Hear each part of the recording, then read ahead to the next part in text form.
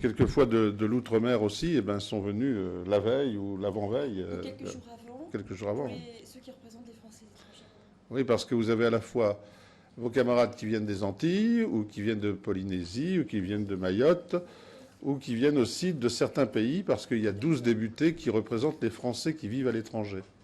Et donc, il y a aussi un député pour ces circonscriptions, mais elles sont très grandes. Par exemple, il y a une circonscription qui va de la Russie jusqu'à la Chine. Donc, je ne sais pas comment a été choisie la classe. Il y a une circonscription des Français de l'étranger qui est plus facile parce qu'elle n'a que la Suisse, parce qu'il y a beaucoup de Français en Suisse. Donc là, c'est plus facile, c'est un peu comme un département. Donc, vous n'aurez pas la chance de les rencontrer dans cette salle puisque vous avez été regroupés par académie. Donc ici, en gros, c'est l'Académie de Versailles, plus d'autres, je crois, non? Que Versailles. Non, vous êtes beaucoup. Hein? Attendez, je regarde combien d'académies vous êtes. Alors, vous n'êtes que Versailles dans cette salle. Donc, l'Essonne. Alors, une petite question. Quels sont les départements de l'Académie de Versailles? Alors, on tire au sort. D'abord, une fille. On va commencer par les filles aujourd'hui. Allez, dis-moi. Le 78 est dans l'Académie de Versailles, mais il y en a d'autres. 91. On en a déjà trouvé 2, il y en a 4 en tout. Le 95, et il en manque un. Il en manque un. C'est toujours un 80, quelque chose? Non, c'est... Alors, vous avez les Hauts-de-Seine, 92, vous avez l'Essonne, 91, le Val d'Oise, 95, et les Yvelines. Voilà, 4 seulement. Parce que les autres font partie de l'Académie de Créteil. Voilà, donc vous êtes plutôt l'ouest et le sud de Paris. Voilà. Donc on va attendre tout à l'heure, j'ai un collègue, M. Cellier, qui est un député du Val d'Oise et qui est peut-être le doyen de cette assemblée, je crois. Je crois que c'est le doyen de l'assemblée. Donc vous serez ici les plus jeunes députés et symboliquement, vous aurez le doyen de l'assemblée. C'est lui qui a été pendant quelques heures seulement, quelques minutes seulement, président de l'assemblée avant qu'on vote pour élire le président de l'assemblée.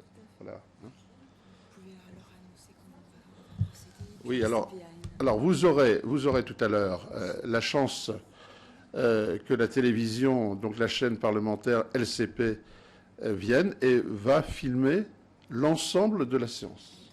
Elle est en train, déjà. Et donc, elle va filmer l'ensemble de la séance.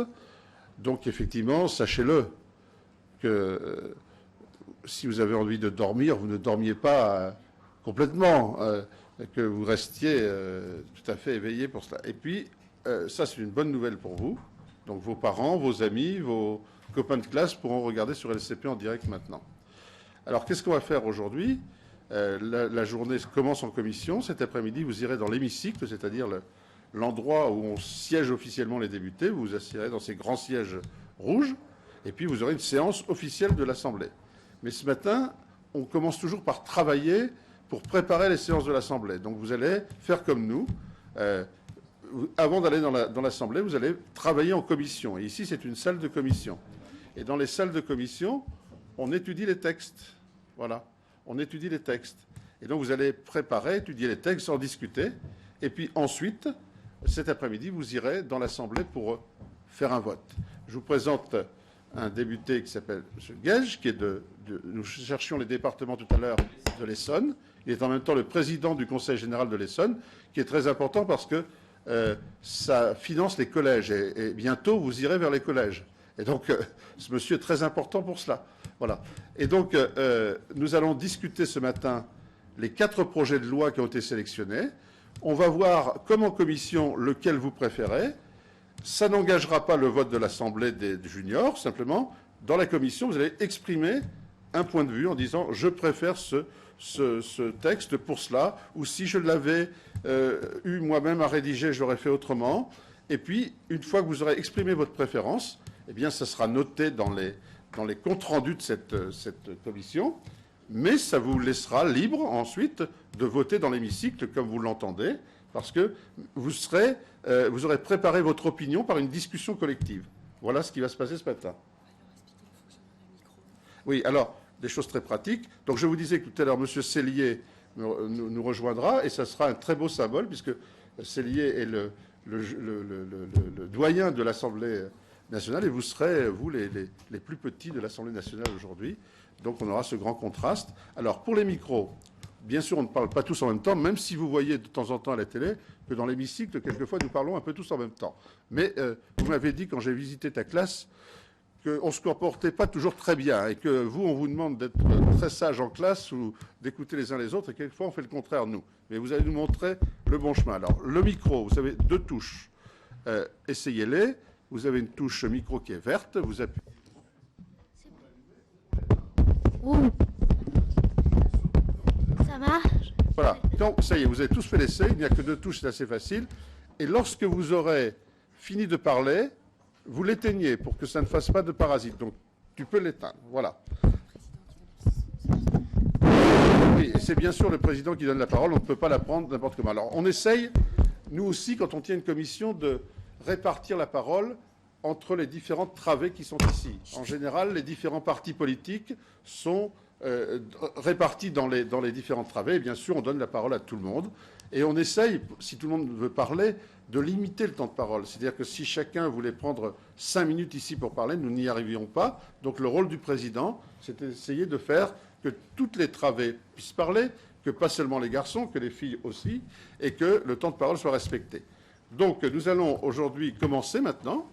Et on va commencer par vous demander combien il y a de projets, de propositions de loi qui ont été présélectionnés. Alors, vas-y, réponds-moi. 4. Vous êtes tous d'accord avec 4, hein, bien sûr. Alors, elles ont été présélectionnées et vous allez maintenant les discuter. On va prendre à peu près un quart d'heure par proposition de loi. Alors, on va commencer le plus simplement par la numéro 1. Alors, elles ont été présélectionnées par les académies, puis par un jury national. Donc, ces 4-là, je crois que vous avez vu tout à l'heure feuilleter vous les avez étudiés en classe aussi.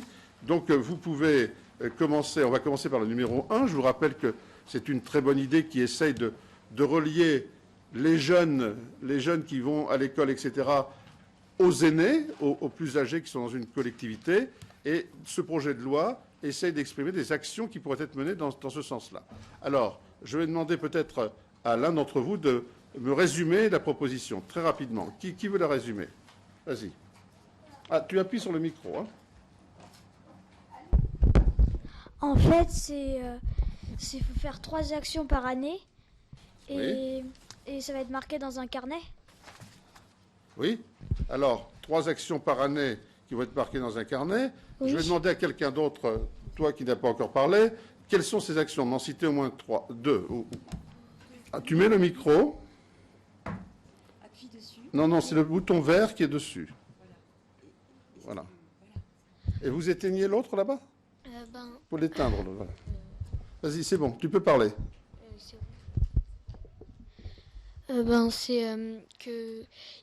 faut faire de la cuisine avec les personnes, du bricolage et des jeux de société, par exemple. Alors ça, c'est une action. C'est-à-dire pour pouvoir trouver une occupation commune avec les gens âgés, par exemple, hein, qui ont aussi des choses à vous apprendre. Donc ça, c'est une des actions. Une autre action, toi, au fond, là-bas. Ce que je voulais dire, c'est qu'il parle beaucoup de solidarité. Comment? Il parle beaucoup de solidarité. Et tu trouves ça bien? Bah oui. Oui. Et alors, une autre action, il ne parle pas que de solidarité. Qu'est-ce qui est une préoccupation en ce moment dans le monde? L'environnement. Vous nous avez dit qu'il fallait que la ville soit propre. Hein? Alors, qu'est-ce que vous en pensez de ce projet de loi? Est-ce qu'il y en a qui sont complètement contre, qui pensent que ça ne sert à rien? A priori, personne n'est vraiment contre. Est-ce qu'il y a des gens qui se disent, parmi vous, qui se disent qu'il y a des choses plus importantes que ça? Très bien. Alors, on va demander l'avis de 2 d'entre vous qui se disent qu'il y a des choses plus importantes que ça, et lesquelles? Alors, le micro. Bah, par exemple, les discriminations dans les jeux, dans les cours d'école et les bagarres aussi, des fois, je trouve ça plus important que de jouer ou de faire du bricolage, de la cuisine. D'accord. Oui, mais est-ce que les personnes âgées qui sont seules, c'est quelquefois pas une discrimination aussi quand elles ne voient plus personne et que des jeunes comme vous peuvent leur rendre visite? Est-ce que c'est pas aussi aider à retrouver une solidarité. Bah si, quand même, un petit peu. Mais par contre, tu dis il faut s'occuper de la discrimination, de la violence, du harcèlement dans les cours d'école. Oui. D'accord, c'est une priorité très forte. Aussi l'égalité entre filles et garçons. Ça, c'est très important. Je crois qu'il y a une autre proposition de loi qui est ici à exprimer. Donc ton besoin est pris en compte dans une autre proposition de loi, qui est encore réservée en disant il y a des choses plus importantes que cela. Tu peux exprimer pourquoi? Tu as déjà parlé, toi, je ne me souviens plus. Oui? Qui n'a pas parlé? Qui n'a pas parlé encore? Vas-y. En fait, moi je dis que oui, c'est très important ce qu'ils viennent de dire. Mais aussi l'écologie, c'est important. Parce que si on ne fait pas d'écologie, il y aura toujours plein de déchets.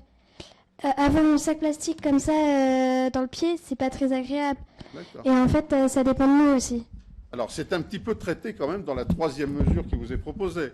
Bon, c'est bien sûr les graffitis, mais entretien d'un jardin pour la biodiversité. C'est un petit peu de l'écologie. Hein. Donc, mais ce n'est pas assez fort. Sans doute que toi, si tu avais eu à proposer une proposition de loi, tu aurais choisi le thème de l'écologie. D'accord. Alors, on a vu personne contre. On est bien d'accord? Quelques-uns qui se disent il y a des choses plus importantes et quelquefois, c'est un peu contenu là-dedans ou dans une autre proposition de loi. Donc, on peut maintenant se dire que vous êtes tous pour. Alors, pour que ça... Il ne suffit pas de dire on va faire ça. Comment on va l'organiser? Dans la loi, qui est en charge d'organiser cette relation citoyenne entre vous, les personnes âgées ou la société? Qui va le faire? Alors, tout au fond, la dernière... Non, tu es la dernière. Non. C'est sûrement le président de la République. Ah, vous croyez qu'il peut s'occuper de cela dans chacun de nos villages? Est-ce qu'il n'y a pas un niveau plus proche? Je sais pas, la présidente. C'est écrit dans l'article 3, relisez bien. Alors, toi? Moi, je dis que c'est le maire. Oui, c'est le maire. Ça vous semble être le bon niveau pour s'occuper de ça? Oui. Alors, qu'est-ce qu'il va faire, le maire? Il va organiser ça comment? C'est aussi dans l'article 3. Hein. Alors, qui n'a pas encore parlé? Tu as parlé? Qui n'a pas encore parlé? Toi? Qu'est-ce qu'il va faire, le maire? Il organise des actions avec des écoles. Oui, il va s'assurer que les écoles organisent bien des choses. Hein. Et puis, comme c'est... Alors, il va aussi... Souvent, les personnes âgées, le centre communal d'action sociale s'en occupe. Et donc, il dépend du maire. Et là, on dit dans l'article 3 que le maire doit aussi s'assurer que le centre communal d'action sociale va prendre en charge les problèmes. Mais le maire, quand il... Est-ce que vous pensez qu'il faut... Quand on incite... Donc, c'est une incitation, on n'oblige pas. Quand on incite les autres, qu'est-ce qu'on fait pour qu'ils soient encore incités très longtemps? On leur remet des récompenses ou qu'est-ce qu'il faut faire? Leur remettre de l'argent? Mettre leur nom dans les journaux? Qu'est-ce que les gens... Comment on peut les récompenser quand ils s'engagent pour la société? Alors, au fond, à droite. Bleu, voilà. Non, c'est toi.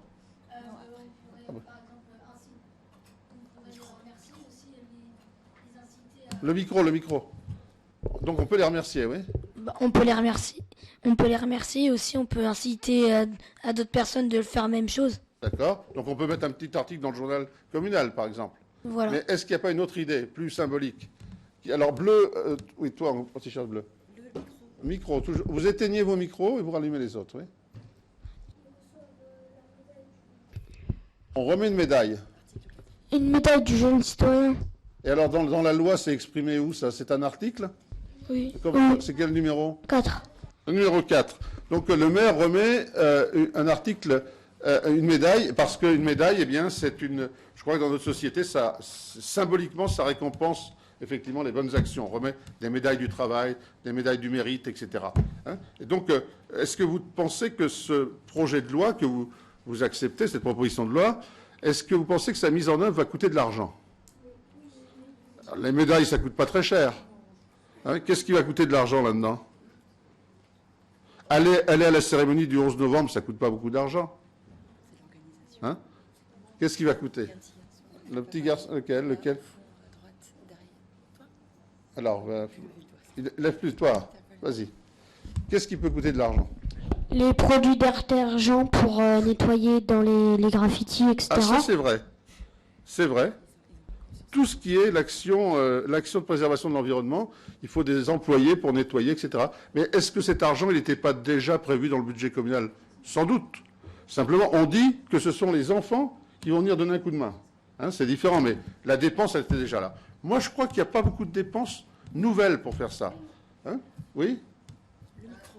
Le micro, vous éteignez, vous rallumez, c'est un exercice. Par contre, la construction du terrain pour le jardin, etc., ça peut coûter de l'argent, ça aussi. Ça dépend On de la suppose, taille. dans l'article 2, on suppose que le jardin est déjà là. On parle de l'entretien. Hein, mais faut sans doute que c'est un jardin existant qu'on va changer pour qu'il y ait plus de biodiversité dedans. Hein. Voilà, il faut un peu de personnel. Donc, une loi comme ça, si elle est votée, si elle est reprise par un député, eh bien, il faudra qu'on s'assure que les mairies aient un peu d'argent en plus pour pouvoir assurer le rôle que vous confiez aux maires. Mais les médailles, ça coûte pas cher. Vous avez raison, ça sera surtout les actions vis-à-vis de l'environnement qu'il faudra mettre un peu d'argent supplémentaire. Voilà, on passe à... Donc, elle vous a bien plu, cette proposition de loi. Est-ce qu'on peut passer à la deuxième? Alors, je vais redemander à quelqu'un de me dire où est la deuxième. Oui, la deuxième loi, quel est son sujet? Qui n'a pas encore... J'essaye de... Non, toi, tu n'as jamais parlé, là-bas, au fond. Non, quand je demande... Là-bas, au fond, vous vous retournez toujours pour voir s'il n'y a pas quelqu'un encore derrière. Oui, avec les cheveux longs. Oui, alors, tu mets le micro, et donc la proposition de loi numéro 2, qu'est-ce qu'elle propose? Elle propose que dans une école, il y a un conseil de classe, que plein d'enfants d'une école fassent un conseil de classe, un conseil... Alors, donc, mettre en place des conseils d'école dans les écoles où vous êtes, dans les écoles élémentaires. Est-ce que vous avez des copains ou des frères et sœurs qui sont dans des collèges? Est-ce que dans les collèges, il y a des conseils d'école? Des conseils dans chaque classe? Oui. Donc, en fait, ce que propose cette loi, c'est d'adopter dans les écoles primaires, dans les écoles élémentaires, une représentation des élèves dans un conseil d'école dans lequel ils soient un peu plus représentés. Est-ce que c'est quelque chose que certains pratiquent déjà dans leur classe? Oui. Alors, toi, tu n'as pas encore parlé, je crois. Alors, est-ce que c'est quelque chose... Micro, alors il faut le laisser au milieu. Moi, je trouve que ça sert pas à grand-chose parce que les adultes, ils nous écoutent pas souvent. Mais vous avez déjà essayé? Bah oui, plein de fois. Tu as une structure de conseil de délégués? Oui, ça vient la directrice, tout ça, mais il s'est jamais vraiment rien passé. Il s'est jamais rien passé. Non. Et donc vous êtes dedans. Qui sont les adultes dedans? Ce sont des parents d'élèves ou ce sont des directeurs et des professeurs? Professeurs, parents d'élèves aussi. Je sais pas trop après ce qui se passe. Donc vous pensez que c'est une bonne idée, mais il faut de la bonne volonté ensuite à l'intérieur pour discuter. S'il n'y a pas de bonne volonté, ça ne sert à rien. Oui. D'accord. Donc on ne peut pas obliger les gens à écouter les autres. Est-ce qu'il faut un animateur pour faire cela? Non, je pense pas. Non, toi tu as l'air pessimiste sur cette affaire-là. Hein? Est-ce qu'il y a quelqu'un de plus optimiste sur le rôle des conseils d'école? Je ne sais plus. Hein? Toi, tu as parlé déjà? Le premier. Alors, est-ce que tu es plus optimiste que ton collègue, là? Nous c'est fait dans notre école. On a des conseils pour tout. On vote des lois dans à peu près pour l'amélioration de l'école. Enfin, voilà. Donc, c'est dans le cadre d'un projet d'école? Non, c'est pour améliorer les... Oui, d'accord. Mais donc, on vous demande, vous avez, dans chaque classe, est-ce que vous avez un conseil de délégués pour toute l'école? Non. Vous êtes associé au conseil d'école? Oui. D'accord. Très bien. Et ça marche bien? Oui. Qui a encore une expérience où ça marche bien? Alors, toi, tu vas me parler d'écologie. Oui. Je vais te... Le petit garçon, là. Moi, dans mon école, on a ça et c'est par exemple on a des jeux de cours et on peut les donner, on les prête pendant la récréation et il y en a par exemple qui s'occupent de ça, qui les distribuent ou même on prévoit des classes Oui. qui doivent ramasser les papiers dans la cour. Enfin, par exemple, c'est les scènes de B qui doivent ramasser telle semaine. Vous organisez les tours de garde, hein, en quelque sorte. Simplement, je voudrais vous ramener le conseil d'école. Qu'est-ce qu'il dit? Comment il est composé?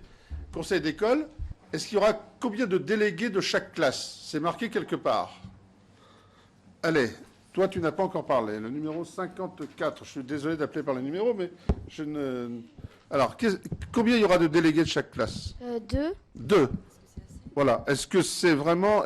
Bon, je vais poser une autre question. Et le conseil d'école, une fois qu'il est composé de 2 délégués par classe, il se réunira combien de fois? À quelle périodicité? Vas-y.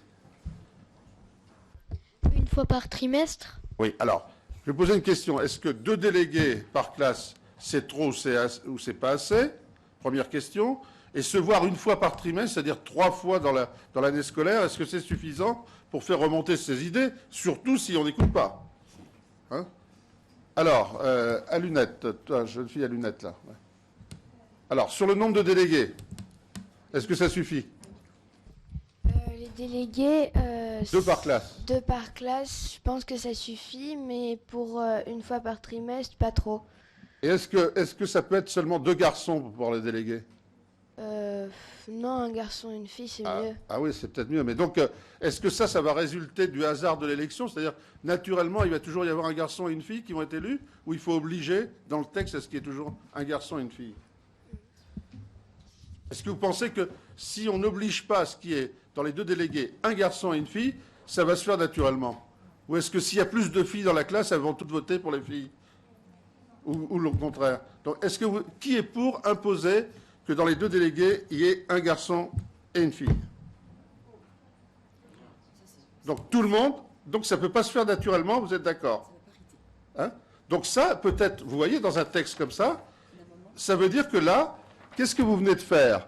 Vous venez de proposer ce qu'on appelle un amendement, c'est-à-dire une modification au texte. Et donc moi, je suis prêt à vous le mettre au vote. Donc est-ce que vous êtes d'accord pour que l'école qui était à Orléans, qui a proposé ce texte, qui est un bon texte, mais ils n'ont peut-être pas pensé à tout, et le boulot de la commission, c'est de penser à tout. Alors vous venez de dire, ce texte me va bien, mais il faut apporter une amélioration. Qui peut donner la proposition d'amélioration? Comment vous allez le rédiger? Allez-y, toi, alors dis-moi, quel article tu vas changer? Dans le 3e, on mettrait non, c'est dans le 2e, dans le 2e, on mettrait 2 élèves, un garçon et une fille. Voilà, c'est exactement ça l'amendement. Hein? Donc, je vous propose l'amendement sur la parité. Donc, l'article 2, il est proposé, parce que ça résulte de votre discussion, et tu viens de le formuler. Il est proposé dans l'article 2 de dire 2 élèves, dont obligatoirement un garçon et une fille sont élus dans chaque classe pour. Je mets au vote cet amendement. Donc je le mets au vote. Je vais d'abord demander ceux qui sont contre. Alors, est-ce que tu veux exprimer pourquoi tu es contre? Ouais. Non, donc c'est un contre. Tu gardes tes raisons pour toi, mais tu as le droit. Hein? Tu es contre? Le micro. Oui, parce que... C'est pas un ice cream, tu le mets à peu près à 10 cm. Bah oui, parce que si jamais les élèves n'ont pas envie d'élire un garçon et une fille, mais par exemple 2 filles, 2 garçons, bah s'ils ont le droit, voilà. C'est un vrai débat. C'est un beau débat qu'on a aussi. Et je crois qu'il ne faut pas l'escamoter, il faut le mettre sur la table. Et ça veut dire que à l'Assemblée, peut-être, je ne sais pas comment ça se passera cet après-midi, peut-être que vous ne pouvez pas porter cet amendement, mais vous voyez bien, ce qui est intéressant, c'est que vous venez de poser le doigt sur la difficulté de prendre des décisions. Parce qu'il y a toujours un bon côté des choses et un mauvais côté des choses. Tout dépend si on veut forcer le destin ou pas, à un moment donné. Et quelquefois, le rôle de l'Assemblée, c'est de forcer le destin, quelquefois. Donc toi, tu es contre aussi? Hein? Ah, c'est sur le même sujet. Oui. République. Oui. Mais s'il y avait un garçon et une fille, ça aurait plus d'égalité. Voilà. Mais c'est pour ça que vous avez proposé. Alors, donc, j'en étais. Qui est contre? On n'avait que 2 voix contre qui se sont exprimées. Tu es contre aussi? Ah, mais là, on va arrêter parce que vous allez devenir tous contre petit à petit. Hein? Il y a des filles qui sont pour. Donc, il y a 3 contre. Allez, je refais. Qui est contre? Allez, ça fait 5. Qui s'abstient? C'est-à-dire qui dit je ne suis pas encore mûr dans ma tête, c'est pas encore, j'ai pas encore vraiment une opinion définitive. Qui s'abstient? D'accord? Et donc il y a une très belle majorité pour apporter cet amendement. Et je crois qu'avec cela, on a fait le principal sur ce texte. Simplement, ce conseil, on a vu maintenant avec 2 délégués, dont obligatoirement un garçon et une fille, se réunissant tous les trimestres. Certains jugent que c'est pas assez, mais c'est peut-être assez si les gens sont capables de s'écouter dedans. Parce que se réunir tous les semaines dans les conditions que toi tu as indiquées, ça n'a pas beaucoup d'intérêt si personne n'écoute, et que ça marche. Mais finalement, ils vont s'intéresser à quoi, ce conseil de délégués? À quoi il sert dans l'article de... Ah, toi, tu me dis que... L'article 3, qu'est-ce qu'il dit? Il dit que les délégués s'intéressent à la vie de l'école. D'accord. Alors, la vie de l'école, c'est quoi? C'est ce qui se passe à l'école, Ouais. la discrimination, Donc, ça peut être la cour de récréation. Ça peut être quoi? Ça peut aussi être en classe. La cantine? Oui. La cantine, c'est important, hein? Bon, la cantine, est-ce qu'il y a assez de gym ou pas à l'école? Qu'est-ce qu'on fait pendant les temps de récréation? Des choses comme ça? C'est pas ça la vie de l'école? Si, un peu tout ça. Un petit peu, mais plus ce qui se passe qu'il ne devrait pas y avoir. D'accord. Donc ça serait plus pour dire ce qui ne va pas. Et quelquefois, un conseil de délégué, est-ce que ça peut dire aussi que des choses vont bien? Oui, ça peut aussi dire qu'il y a des choses qui vont bien. Ça peut aussi dire qu'il y a des choses qui vont bien. Hein? D'accord. Bon, ben, je crois qu'on a une belle discussion sur cette proposition de loi numéro 2. Hein? N'est-ce pas, mes chers collègues? Et dans les formes où on doit le faire. Avec même un amendement. Voilà, un amendement. Alors, la 3, je vais redemander à quelqu'un. Donc, tiens, si tu es... je crois qu'elle n'a pas beaucoup parlé, ta protégée, là. Hein, Jérôme? Elle n'a pas beaucoup parlé, ta protégée. On va lui demander de proposer, de nous présenter le sujet de la proposition de loi numéro 3. Ça rejoint d'ailleurs les préoccupations de ton voisin d'en face. Voilà. Alors, quel est le but de cette proposition de loi? C'est de... j'ai rien à dire, en fait. Est-ce que, non, dans le titre, lis simplement, c'est ça l'objet. Alors, je vais te réinterroger sur quelque chose. Mais ton voisin d'en face, là, qui était intéressé par le sujet, redis-moi quel est l'objet de cette proposition de loi. Le micro.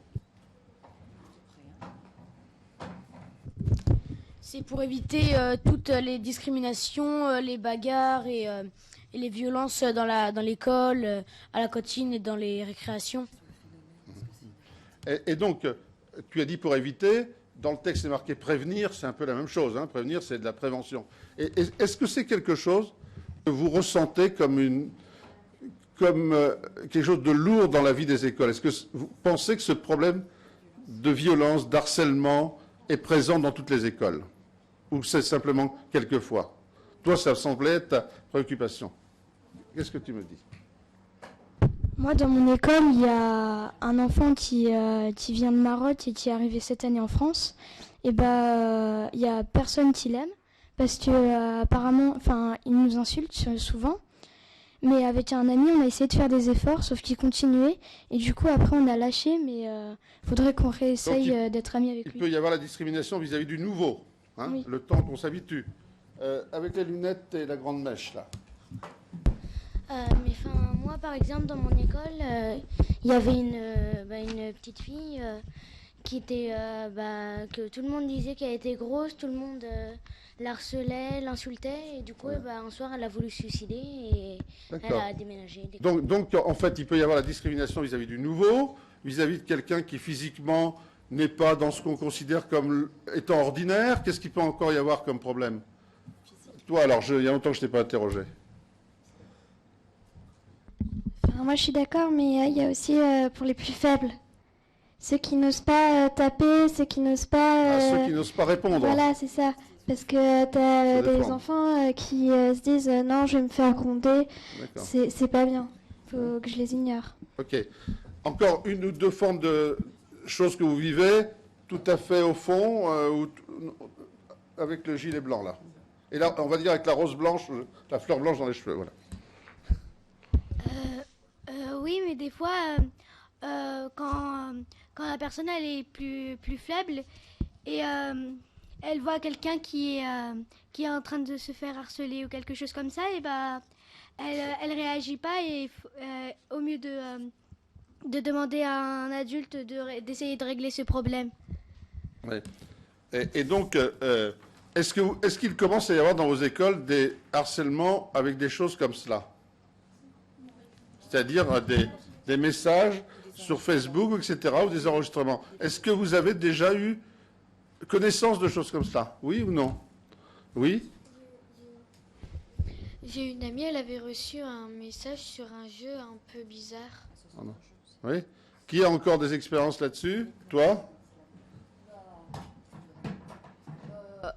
Moi, non, mais il y a des choses. On parle qu'au collège, ça arrive beaucoup, des choses comme ça, où on insulte et après, on dit que c'est pas. Il se passe des trucs et on se trompe de personne qui insulte. Et après, il y a des bagarres, des règlements de compte. Donc, je crois qu'on est à peu près d'accord sur le fait que plein de formes différentes de harcèlement ou de mettre en minorité quelqu'un, l'humilier ou le laisser de côté, etc. Il y a plein de formes différentes qui peuvent faire que dans une cour de récréation, dans une école, eh bien, ça se passe mal pour certains. Alors, comment on peut lutter contre ça? Comment on peut lutter contre ça? Alors, qu'est-ce qui va être proposé? Bien sûr, chacun peut être plus gentil, chacun peut être plus agréable vis-à-vis des autres. Mais la loi ne le dit pas. La loi ne dit pas que chacun doit être gentil. Elle essaye de raconter comment on organise les choses. Alors, qui veut me dire tout à fait... Et Dia, il faut que tu me dises quelque chose. Hein. À côté de Dia, vas-y. Alors, qu'est-ce qu'on propose dans l'article 1? Qu'il faut... entre deux personnes qui s'entendent pas, faut essayer de les mettre d'accord sur une ça, je suis d'accord, c'est ce qu'on disait, mais la loi, on l'a vu tout à l'heure, elle dit ce que le maire il doit faire, etc. Donc, qu'est-ce qu'on propose ici comme grande chose dans l'article 1? En fait, on dit prévenir, c'est-à-dire éviter. Pour commencer par éviter, il faut ce qu'on appelle sensibiliser la population en disant faites bien attention, c'est pas bien, regardez, etc. Ça s'appelle de la sensibilisation. Alors, est-ce que l'article 1 propose quelque chose? Vas-y. Oui, il propose de mettre en place une journée nationale et européenne et de faire voir des films, des débats, des conférences et des rencontres. Bon, alors vous remarquez d'abord qu'elle est européenne aussi. Hein, c'est-à-dire qu'on ne peut pas lutter contre des choses comme ça simplement dans un pays. Les frontières n'arrêtent pas ce genre de phénomène. Hein. Donc là, on place tout de suite ça au niveau européen.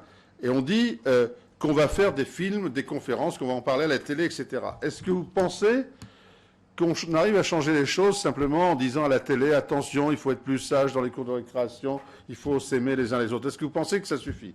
Alors, je regarde, toi, avec le t-shirt drapeau américain, là. Ben non, parce qu'après, ils vont continuer à discriminer, c'est pas assez fort. Donc, ça ne suffit pas. Ça ne suffit pas.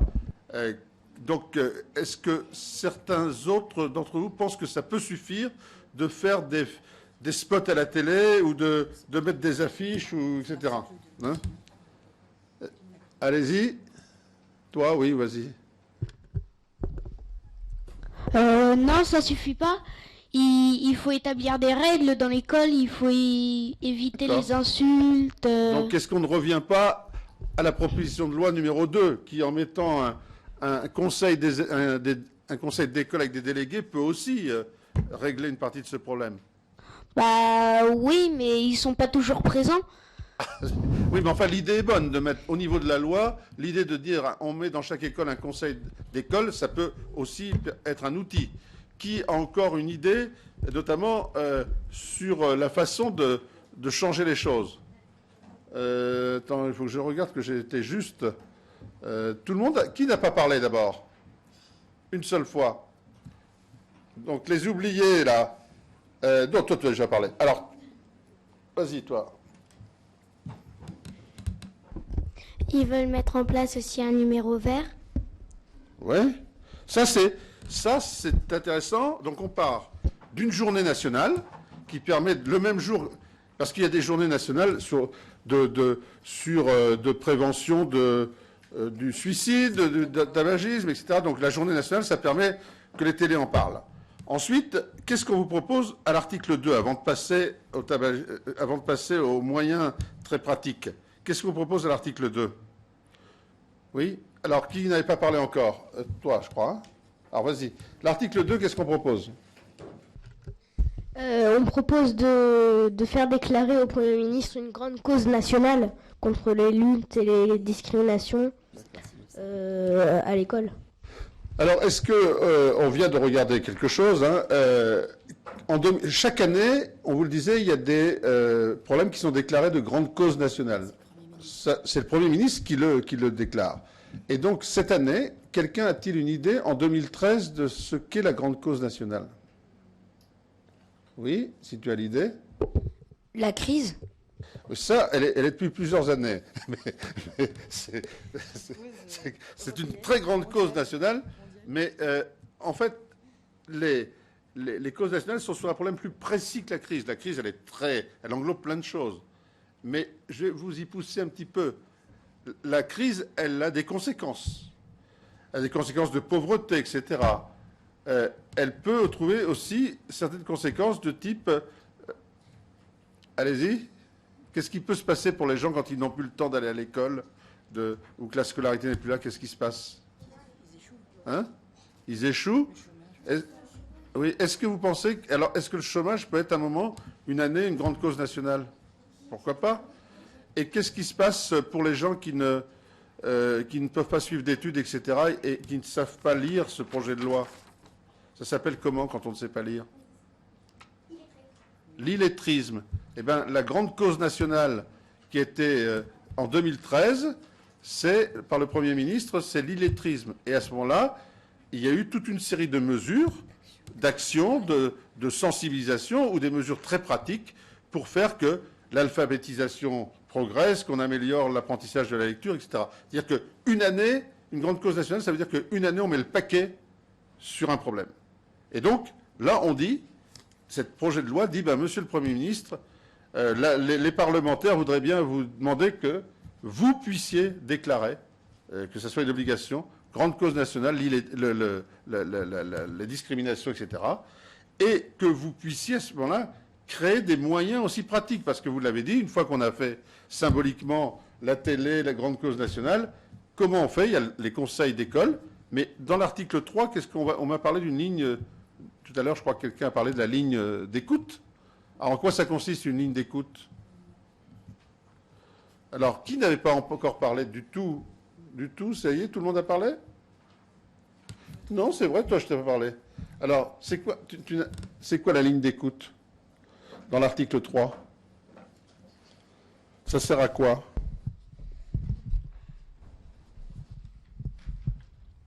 Hein? Est-ce que les gens qui sont harcelés, ils osent en parler à leurs copains? Est-ce qu'ils osent en parler à leurs parents? Est-ce qu'ils en parlent aux profs? Alors à qui ils en parlent? Et s'ils en parlent à personne, qu'est-ce qui se passe dans leur tête?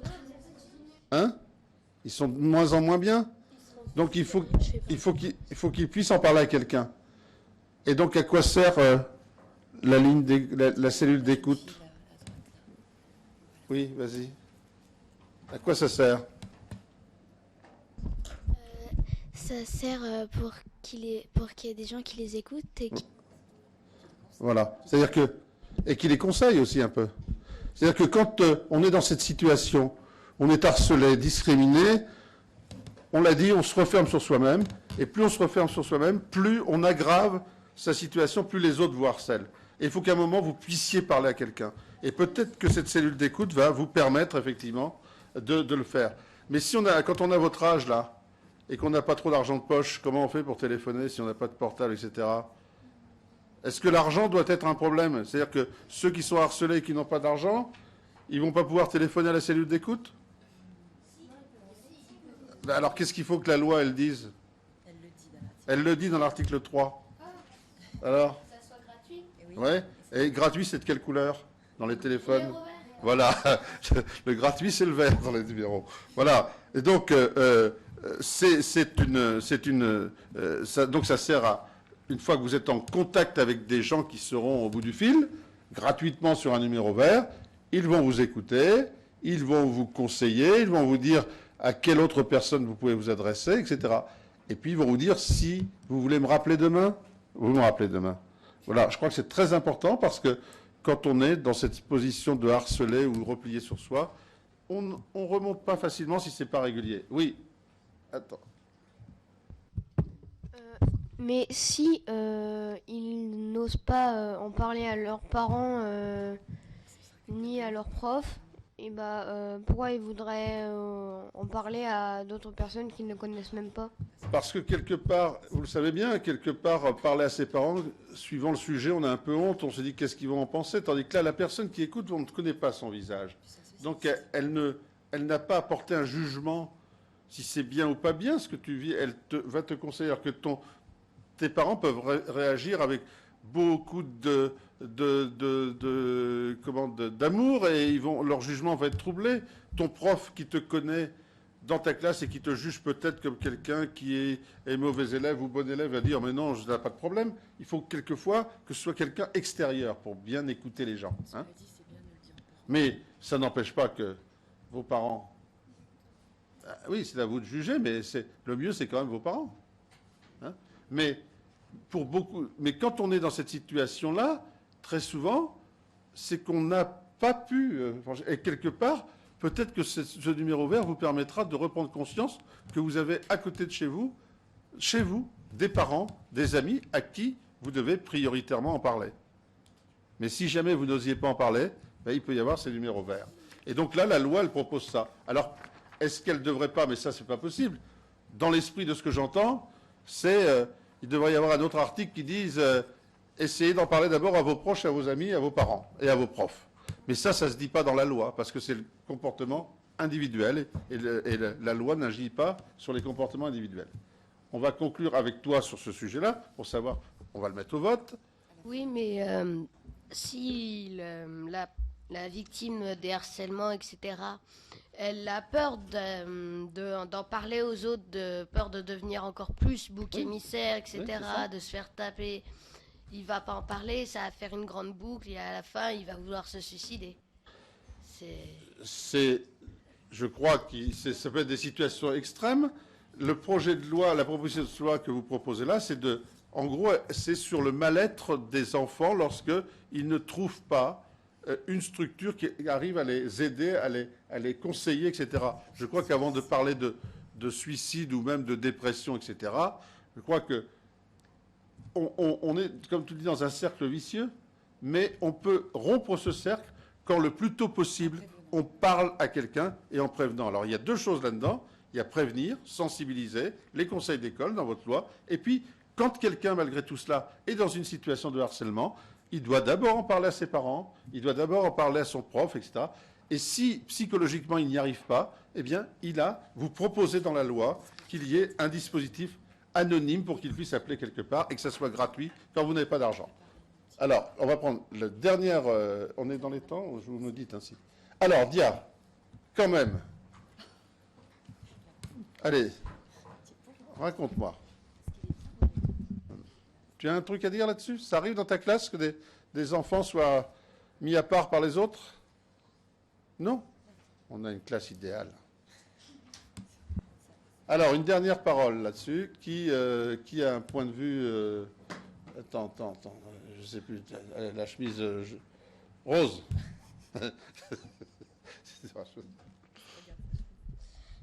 Dans mon école, il y a une personne qui est grosse et tout le monde, il y a des personnes qui veulent par exemple le faire punir. Ouais. Une fois, et on n'a pas encore découvert qui c'est. On avait mis la trousse de quelqu'un dans son cartable et après on avait dit que c'était lui alors que c'était faux. Oui, mais ça, on reparle de toutes les discriminations physiques, etc. Bon, je crois que c'est un problème très délicat qui existe de plus en plus, sans doute, vous le sentez, et les adultes ne peuvent pas le ressentir à votre propre. Moi, j'ai vu, je suis maire aussi, eh bien, j'ai vu des choses arriver dans les cours d'école que ni la surveillante de la classe, ni le prof, ni le directeur n'avaient vu. Parce que c'était un peu un secret entre les enfants. Bon. Il faut que vous puissiez, sur ces questions-là, toujours vous dire qu'il y aura un adulte prêt à vous écouter. On va passer à la proposition 4. Alors, sur cette proposition 3, on la vote plus tard. D'accord. Tout à l'heure, il y avait un amendement. Voilà. Alors, on avait un amendement tout à l'heure. Hein, ah oui. Bon, alors, la proposition 4. On arrive à ce qui vous avait inspiré tout à l'heure. Sur quoi on a posé un amendement tout à l'heure? Sur l'égalité des filles et des garçons. Hein? Alors, la proposition de loi numéro 4, elle dit exactement ça. Finalement, vous n'avez même pas besoin de cette proposition de loi, vous, puisque vous l'avez spontanément amenée sur la table tout à l'heure. Alors, et vous allez beaucoup plus loin que de dire, dans cette loi, vous allez beaucoup plus loin que simplement être un garçon et une fille au conseil d'école. Qui veut bien me parler de l'esprit de ça? C'est-à-dire que, finalement, parlez-moi un peu du rapport entre les garçons et les filles à l'école, là. Est-ce qu'il y a des choses qui sont que pour les gamins, d'autres que pour les filles? Parlez-moi un peu comment ça se passe entre filles et garçons, là, à l'école. Alors, une fille va d'abord s'exprimer. Dis-moi si vos rapports sont écologiques, là.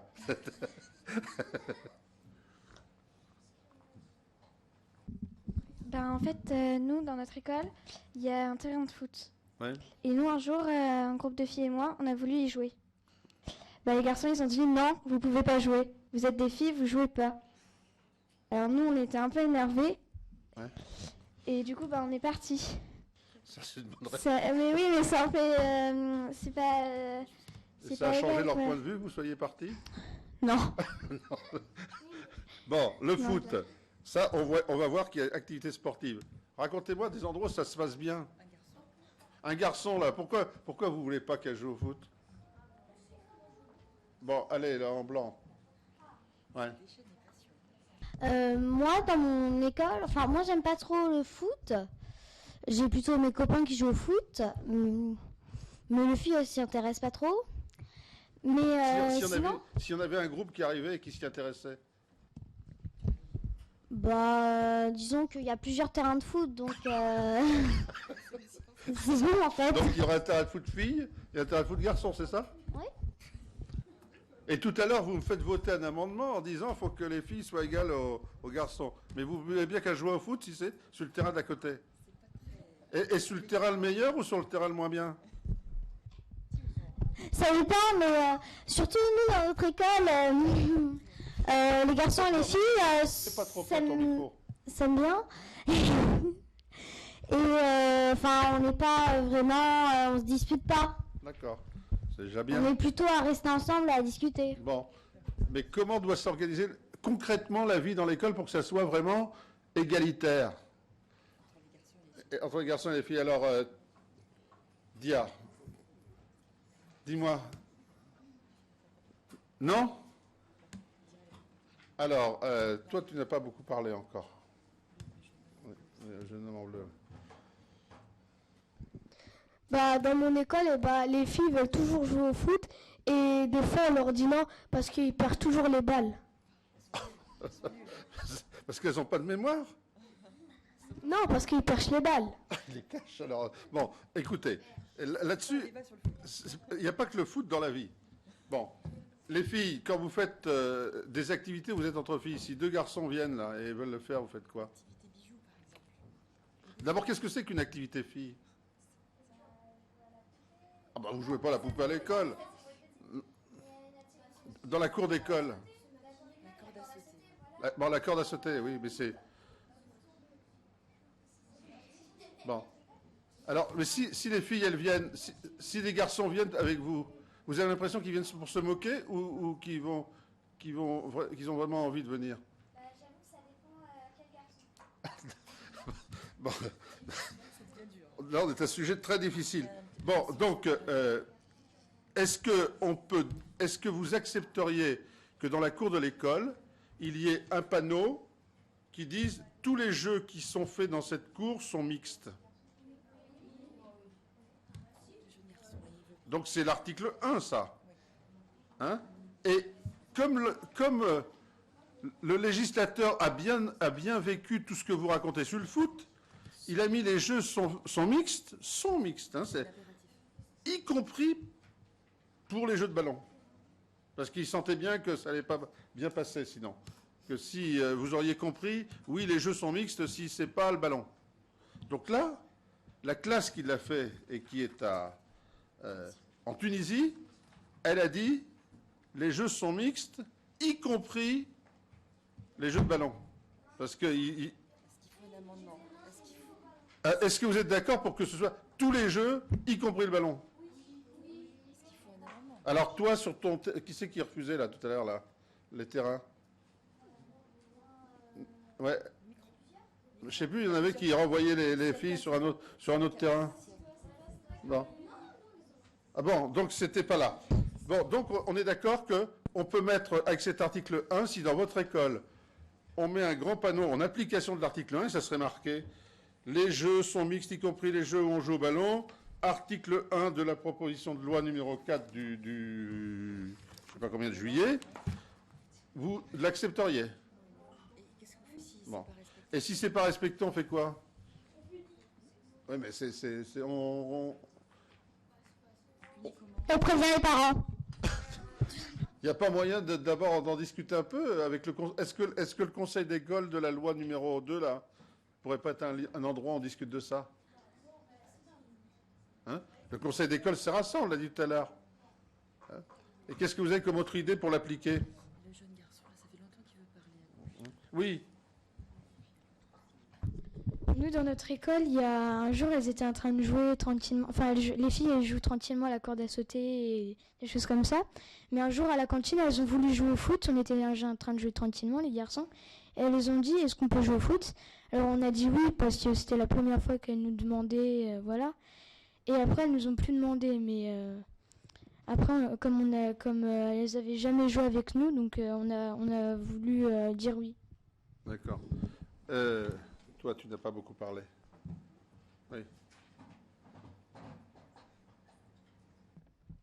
Je voulais dire que, en fait, c'est important que les jeux soient mixtes parce qu'après, ça peut jouer sur l'avenir. Par exemple, il y a beaucoup plus de garçons à l'Assemblée que de filles. Donc il y a encore beaucoup de machisme. Et ça pourrait donner beaucoup d'exemples pour d'autres pays qui ont encore des problèmes avec ça, comme il y en a qui se marient à partir de 12 ans, il y a des salaires beaucoup plus augmentés. Enfin, les salaires des femmes sont inférieurs à ceux des hommes. Enfin, il y a plein de choses comme ça. Et il faut s'occuper d'un projet à la fois. Parce que sinon, après, s'il y a trop de projets, on ne peut jamais trop faire tout à la fois. C'est quoi ton prénom? Camille. Camille. Alors Camille ne s'est pas beaucoup exprimée jusqu'à maintenant. Mais ce qu'elle a dit résume beaucoup de choses. Hein? Elle a dit que la situation des adultes, femmes et hommes, ben ça se construit maintenant, dans vos classes. Aujourd'hui, où vous êtes beaucoup plus... Pratiquement, la parité aujourd'hui des débutés juniors dans cette salle, elle est bonne, pratiquement. Hein? Elle est même beaucoup de filles. Alors qu'à l'Assemblée... Effectivement, aujourd'hui, nous ne sommes que sur 577 débutés. Combien il y a de femmes? 100, un peu plus de 100? 150, on va dire, voilà. Hein? Donc ce n'est pas la parité. Mais ce qu'elle a dit est très important. C'est-à-dire que si on ne considère pas, à votre âge, que les garçons et filles sont aptes à faire les mêmes choses, aptes à réfléchir de la même manière, aptes à aborder tous les sujets de la même manière et que finalement ils rendent le même service à la société, eh bien si on ne considère pas qu'ils rendent le même service à la société, effectivement, après on dira on ne les paye pas de la même manière, etc. Donc aujourd'hui, vous devez construire vos cours d'école sur ce modèle-là. Alors bien sûr, il y aura toujours des petits trucs, je crois que aussi le foot sera toujours un problème et les filles qui marquent des buts seront toujours mieux vues que les filles qui perdent la balle, ou les garçons qui se cassent la figure sur la corde à sauter feront rire tout le monde, mais en tout cas, il faut que vous alliez dans cet esprit-là. Qui veut s'exprimer encore là-dessus? Alors, tout à fait. Chemise blanche? Alors, chemise blanche, lunettes et mains comme ça. Les derniers au fond en vert. L'idée du panneau, c'est pas une très bonne idée parce que, comment dire, les petits, ils vont le détériorer. Bah, tu le mets à 1m80. Si, ils font la courte échelle.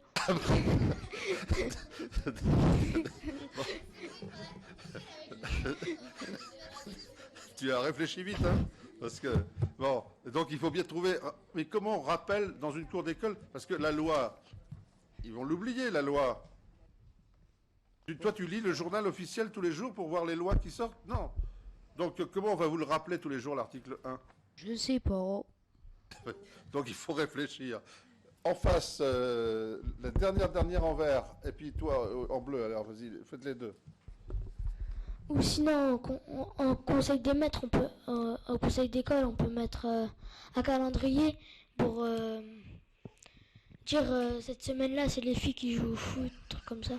Ah oui, donc pour toi, l'égalité, c'est quand même, ou c'est un terrain de foot pour les filles et un terrain de foot, ou une semaine pour les filles, une semaine pour les garçons, c'est ça? Oui. Comme ça, chacun sait soi, il n'y a pas de problème. C'est une conception, c'est une vision des choses, de l'égalité, que chacun peut consacrer le même temps dans sa vie à la même chose. Alors, la jeune fille 54. Alors, raconte-moi comment tu vois les choses, toi. Mais c'est parce qu'en fait, dans notre école, les filles, elles ont le droit de jouer au foot. Mais la maîtresse, elle a dit que les filles avaient leur balle et les garçons aussi. Et puisque les garçons ont perdu leur balle, ils prennent tout le temps celle des filles. On n'en est pas sorti, hein. Entre les balles, les terrains séparés, les semaines séparées, etc. Bon, est-ce qu'il y a des trucs des disciplines, des jeux, des choses comme ça qui posent moins de problèmes que le foot pour que ça soit mixte? Hein? Bon, oublions le foot parce que ça a l'air un truc quand même. Bon, ouais, on va. Et donc, une activité, franchement, dans les cours d'école qui peut se faire sans problème, sans que ça soit chacun sur son terrain. Ça... Hein? Achat? Donc ça, c'est vraiment mixte, achat. Il n'y a pas de problème. Il y a le chat, et qu'est-ce qu'il y a encore d'autre? Ça, il y a des jeux que je ne connais plus. Bon, donc, alors, on voit que ce n'est pas encore mûr quand même, parce que tout à l'heure, vous me faites un amendement disant qu'il doit y avoir autant de filles que de garçons dans les conseils de classe, et puis là, dès qu'on parle de la vie normale, la vie de tous les jours de la cour de récréation, c'est plus tout à fait la même chose. Alors, qu'est-ce qu'on peut faire pour améliorer ça? Allez, une idée, je veux quelque chose, vous faites le constat que ce n'est pas encore mûr complètement. Tout au fond, qu'est-ce qu'on peut faire? On peut commencer à faire dès la naissance, on leur met une voiture et une Barbie, ils choisissent entre les deux. Ouais, oui. Voilà. Ça, c'est un sujet très d'actualité, oui. Et tu crois que c'est dès la naissance ou il faut quand même attendre un peu? Non, il faut quand même attendre un peu. Ah bon. Alors, qui a encore une bonne idée pour que les filles et les garçons fassent des choses ensemble à l'école, sans qu'il y ait de discrimination, comme on disait tout à l'heure? Hein? Parce que il va bien falloir qu'on sorte de cet article 1, parce que là, on se rend compte que quelquefois, les gens qui font des lois sont impuissants. On dit, article 1, les jeux sont mixtes, ainsi que les terrains sur lesquels on joue au ballon, et vous me prouvez que même avec cet article 1, ça va être dur, parce qu'on aura toujours des arrangements. Alors, un garçon, une fille, Vas-y, toi. Je suis contre le garçon qui était là-bas parce que c'est plus éducatif de jouer de jouer avec les filles et les garçons parce que ça va montrer après pour. Donc, tu n'es pas contre, tu es en désaccord. Oui, je suis contre. Ouais, je suis en désaccord, oui. Pas avec lui, c'est oui. pas. Voilà. Mais je préfère que que tout le monde joue parce que souvent les filles même elles peuvent être meilleures que les garçons. C'est même au foot, hein, je vais te dire. Même Alors, une autre idée. Alors, ça y est, Dia a une idée cette fois-ci. Allez, donnez le micro à Dia. Si. Vas-y. Dis-moi. Non alors, tu me le dis à la sortie. D'accord. Ou tu l'écris. Oui, alors. Une idée, une bonne idée. Au fond à gauche, elle n'a pas parlé. Au fond à gauche. Tu étais tellement loin que je ne t'ai pas vu. C'est qu'il y a un surveillant à chaque fois pour chaque activité. Si par exemple c'est une activité à 10 personnes, qu'il y ait 5 filles, 5 garçons. Et quand c'est à 7 ? Comment on fait quand c'est à 7 ? Bah, au nombre de volontaires. D'accord. Non, mais 7, c'est pas égal, on peut pas faire de la parité à 7. Hein ? Bon. Donc, vous voyez que vous êtes en train... Alors, le conseil d'école peut être une idée. Revenons au texte. Donc, ça veut dire aussi qu'il faut ouvrir, on a dit que les jeux sont mixtes, qu'il faut, dans l'article 2, il faut pas dire, par exemple, on va à la piscine cet après-midi, mais il y aura 10 places pour les filles et 20 places pour les garçons. Ça doit être à chaque fois moitié-moitié. Sauf quand il y a des malades. Hein, mais le principe, c'est moitié-moitié. Donc ça, c'est l'article 2. Et on revient à quelque chose comme tout à l'heure. Non, baissez les bras parce que je suis en train de changer un petit peu de sujet. Tout à l'heure, on a parlé de quoi pour le harcèlement ? Qu'il fallait des journées de débat. Qu'est-ce qu'on propose à l'article 3 ? Allez-y, toi. Chaque année, il y a une journée qui est consacrée au principe d'égalité entre filles et garçons. Alors, comme tout à l'heure, donc on voit des spots à la télé, on voit un garçon, on va voir une fille, on va voir un signe égal, et puis on va voir des spots, etc. Est-ce que ça peut changer les choses, sachant que dans la cour d'école, c'est encore le bazar avec le ballon, là ? Non. Donc, on va dépenser de l'argent à faire des spots à la télé et ça change rien. Hein ? Ça change rien.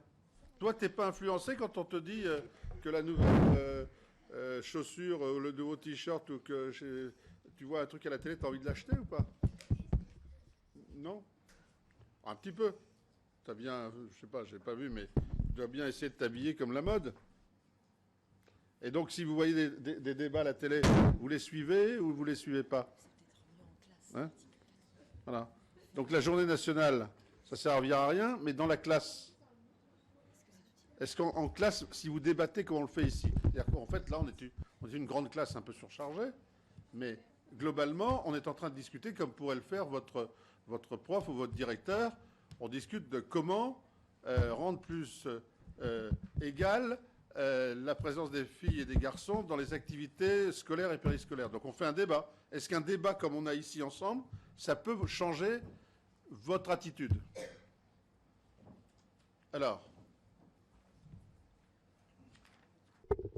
Oui, parce que nous, dans notre école, dans ma classe, on fait tous les jeudis des débats philosophiques et un jour on a fait sur les filles et les garçons et ça va un peu mieux depuis. Et on fera, non, j'ai pas. C'est pas bien ce que j'ai fait. J'ai plein d'apartés. J'ai pas entendu ce que tu as dit. En fait, dans mon école, à moi, tous les jeudis, on a un débat philosophique et des fois on parle sur les filles et les garçons et depuis ça va un peu mieux. Et Camille, peux-tu me donner ta conclusion sur le rôle que pourrait avoir un débat dans ton école ? Est-ce que c'est un débat comme celui d'aujourd'hui est utile s'il se passait dans ton école ? Oui, ça pourrait être utile d'avoir des débats, mais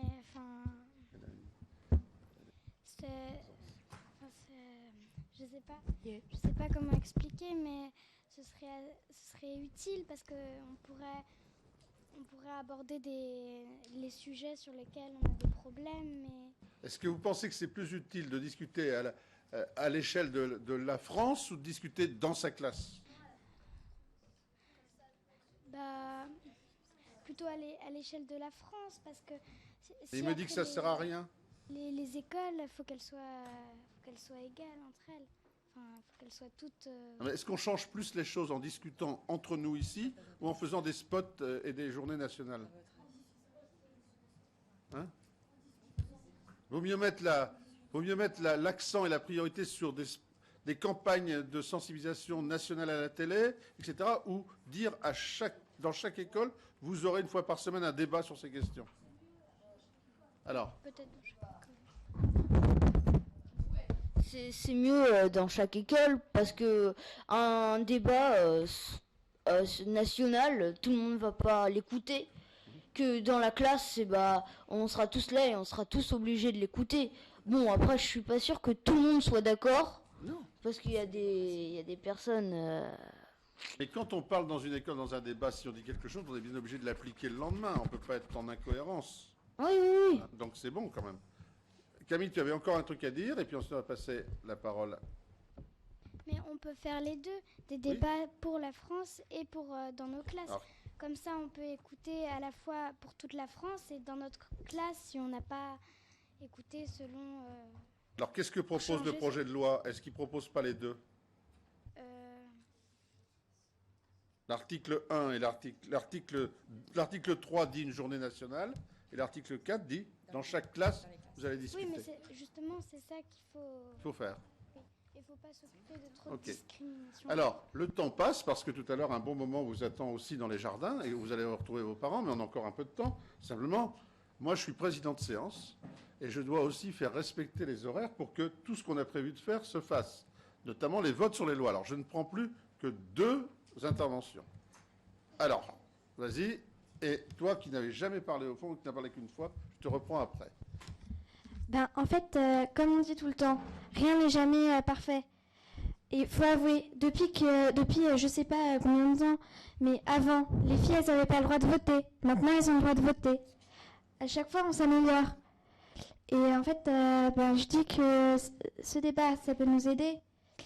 Mais faut pas non plus que tout soit parfait. Parce que si c'est parfait, après, on pourra peut-être jamais je sais pas, mais il paraît que se disputer, ça peut nous aider un peu à grandir. Écoutez, il y a plein de philosophies. Moi, je ne perds pas mon temps ce matin en étant avec vous, parce que beaucoup d'adultes devraient vous écouter dans certaines phrases. Que pour faire progresser les choses, eh bien, on peut avoir des échecs. Que chaque échec est un moyen d'aller un peu plus loin. Que chaque étape est une petite victoire, et que il faut progresser tous ensemble, parce qu'imposer les choses sans qu'elles soient admises, ça n'avance pas forcément. Et il y a beaucoup de sagesse dans tout ce que vous dites. Dernière. Je suis désolé pour les mains qui se lèvent encore, mais on ne pourra pas. Mais on aura encore des échanges après. Je voulais parler de, par exemple, tous les jeudis, d'avoir des débats sur les filles et les garçons, d'avoir en première partie dans toutes les écoles, et après de faire un débat national. Donc vous dites, avant qu'on fasse des débats au niveau national, commençons par le faire dans chaque classe, et puis il en sort des idées, on les réunit, ces idées, et ça permet de prendre de bonnes lois après. Voilà, c'est une bonne démarche aussi. Voilà, alors je crois qu'on a...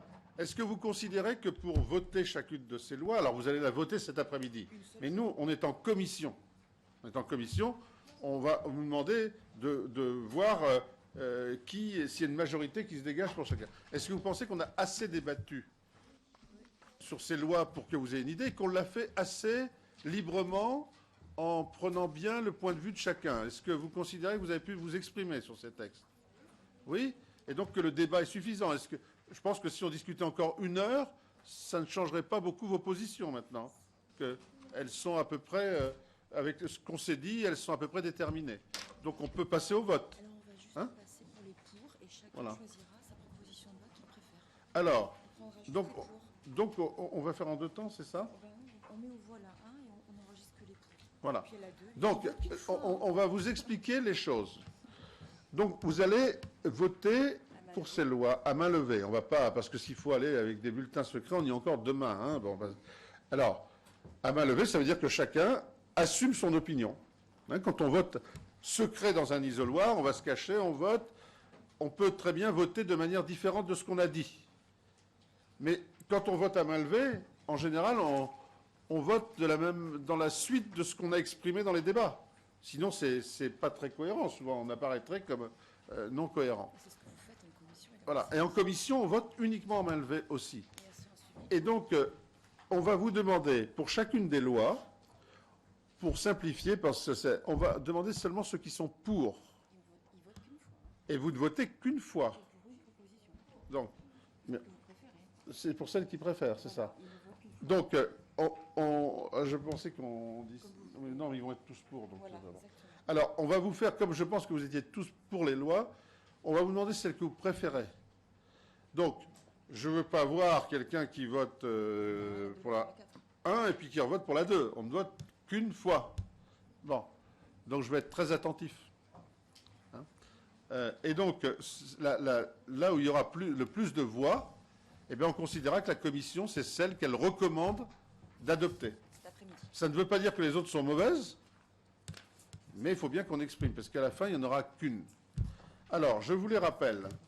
La numéro 1, vous vous souvenez, c'était donner un passeport civique à chaque jeune citoyen qui allait faire des actions en direction des personnes âgées, en direction, je vous les rappelle, qui participaient à des cérémonies nationales, qui faisait des choses vis-à-vis des retraités, des actions vis-à-vis de l'environnement. Et on lui remettait, le maire l'organise, et on lui remet une médaille communale. Ça, c'était la première.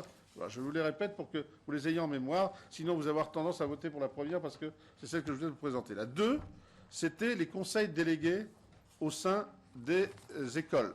Et c'était là que vous aviez dit 2 délégués par classe, une fois par trimestre, et vous aviez dit, attention, dans les 2 délégués, il faut au moins un garçon et une fille. Et vous aviez dit aussi, c'est bien, mais à condition qu'on s'écoute, qu'on nous écoute. Le 3e, c'était tout le sujet sur la discrimination, hein, le harcèlement, la violence dans les classes, avec la grande cause nationale qui serait décrétée, en demandant au Premier ministre de décréter cette cause nationale, de faire une journée nationale, et surtout permettre à ceux qui n'ont pas dans leurs proches quelqu'un qui peut les écouter ou qui ne sont pas prêts à ce moment-là à les écouter, qui puissent appeler un numéro vert pour être écoutés. Puis enfin, le dernier, vous l'avez en mémoire, c'est cette histoire d'égalité des filles et des garçons dans le cadre des activités de l'école, et particulièrement avec des possibilités d'imposer quelque part la pratique de garçons et filles dans toutes les activités périscolaires, et puis de faire des débats dans les classes pour faire rentrer ces idées-là, parce qu'il ne suffit pas de faire des lois pour que ça marche. Alors, la 1, seulement ceux qui sont pour lèvent la main. Le passeport civique. Alors, combien ? 3. Le 2, les conseils d'école, les conseils délégués d'école. Mais c'est ce qu'ils disent, ils ont déjà ça, donc 0. La 3, le harcèlement. Alors.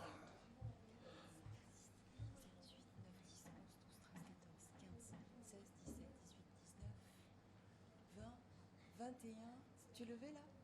Tu levais pas? 21, je crois que 21, 22. Donc 22. 22. Et la 4, par différence, je ne sais plus combien vous êtes, mais par différence, c'est sur l'égalité filles-garçons. 4, 5, 6, 7, 8, 9, 10, 11, 12, 13, 14, 15, 16. On va voir celui-ci, d'accord? 16. 16.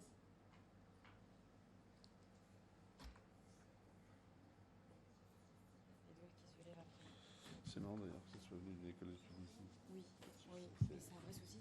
16, hein, c'est ça. Bon, ben c'est la Écoutez, je crois que c'est net. Hein. 22 voix pour la 3 sur le harcèlement, etc., la violence. 16 pour l'égalité, le dernier débat qu'on a eu. 3 pour le passeport civique, la relation avec les aînés, etc. Et 0 pour celle sur les conseils d'école, parce que j'ai senti vous considériez que vous aviez déjà des structures de ce type dans vos écoles. En tout cas, je vous remercie pour cette première partie. Hein, pour cette première partie, je vous remercie pour le travail qui s'est fait en commission. Chacun a respecté les autres, c'est important. Chacun a laissé le temps de parole aux autres. Et vous voyez que le rôle d'un président de commission, c'est de faire que ça se passe bien, que ça ne soit pas tout le monde qui parle à la fois. Je présente mes excuses à celles et ceux d'entre vous à qui je n'aurais pas donné la parole alors qu'ils le voulaient, mais de temps en temps, on a aussi ce genre de choses. Mais il faut... Voilà. Donc, maintenant, si vous voulez, pour la dernière 20 minutes, ou je ne sais pas ce qu'il y a, 20 minutes, je suis à votre disposition pour une série de questions sur ce que vous voulez, qui est bien sûr en rapport avec l'Assemblée. Ne me demandez pas le score du foot de... Alors, allons-y. Allez-y, allez-y. Bon, alors, je commence... on va commencer au plus près, vas-y. Mais des questions faciles, hein.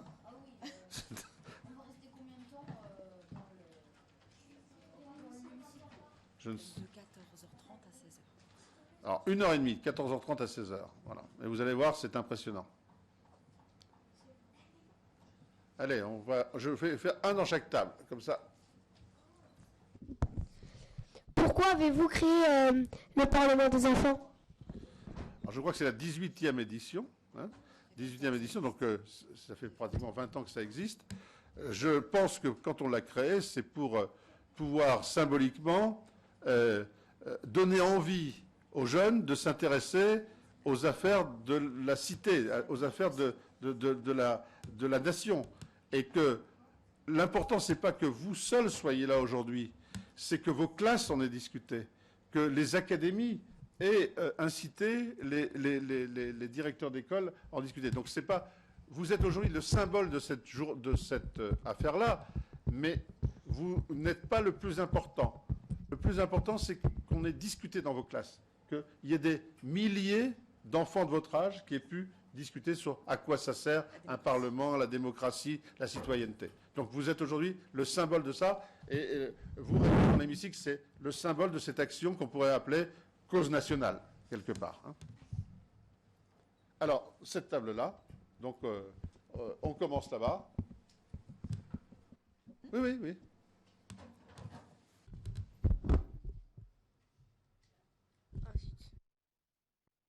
Oh ben, ton voisin, ta voisine, il n'y a pas de... Qui veut parler par là?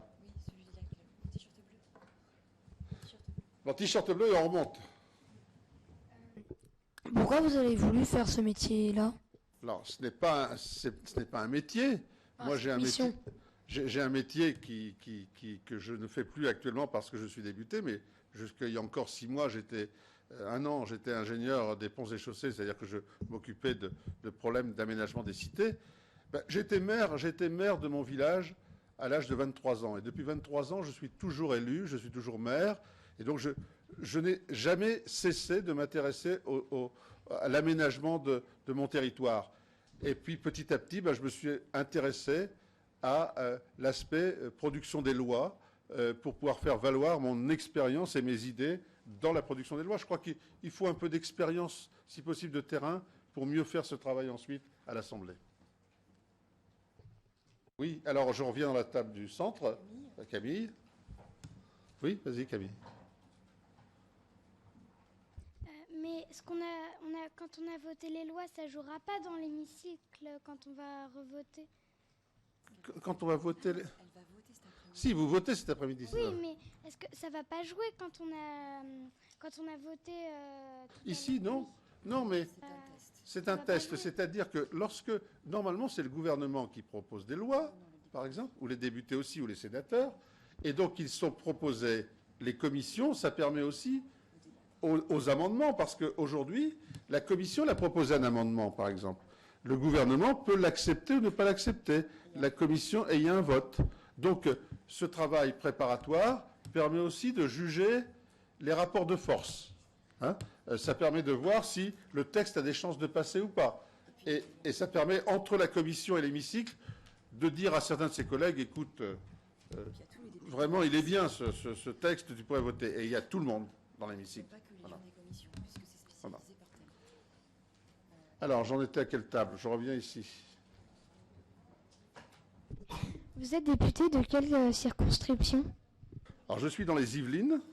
Dans les Yvelines, la 9e circonscription, c'est une circonscription qui a à la fois une partie rurale avec des petits villages, puisque j'ai dans ma circonscription un village de 45 habitants, et la plus grande ville, c'est la ville des Mureaux, où habite Dia, qui est ici avec moi. Donc c'est une circonscription qui a 140 000 habitants. Il y a à la fois les usines Renault, et puis il y a des fermes avec des vaches et des élevages. Donc il y a les deux.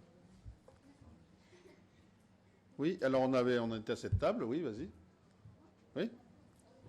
On peut poser autre chose que des questions?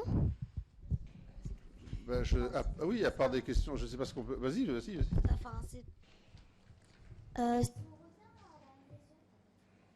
si on revient à la liaison entre la loi numéro 2 et la loi numéro 4, ouais. C'est bien qu'il y ait un garçon et une fille, parce que s'il y aurait deux garçons, peut-être qu'ils favoriseraient leur sexe, et du coup, ils favoriseraient le foot, par exemple, si ils préfèrent le foot, ou si ce serait deux filles, ils favoriseraient d'autres choses. C'est pour ça que vous avez fait l'amendement. Vous avez fait l'amendement pour dire que ça ne peut pas être que deux garçons délégués, pour pas qu'ils favorisent que le foot. Hein. Donc ça, c'était très logique. Hein. Alors, on revient au milieu. Ici, dans cette table, il y a quelqu'un? Non? Alors, si. Vas-y. Qui a eu l'idée des commissions? Alors, les commissions existent partout, dans les mairies, dans les départements, dans les régions, au Parlement.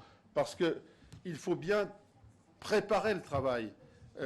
La proposition que vous avez faite, on peut penser qu'elle a été faite par des députés, ou qu'elle a été faite par les services du gouvernement, dans un autre cas, ou par même les administrateurs d'un parti politique. Il faut donc le travailler ici, sinon, dans l'hémicycle, les débats dureraient des heures dans l'hémicycle. Et il y a tellement de lois à voter qu'on les travaille en commission pour que l'hémicycle passe son temps simplement au vote solennel. Voilà, sur l'essentiel. Voilà. Oui. À peu près combien de lois sont votées par an? Une centaine, 100, 120. Enfin, la centaine, j'en étais certain. Alors, elles ne sont pas toutes de même... Elles ne sont pas toutes de même importance.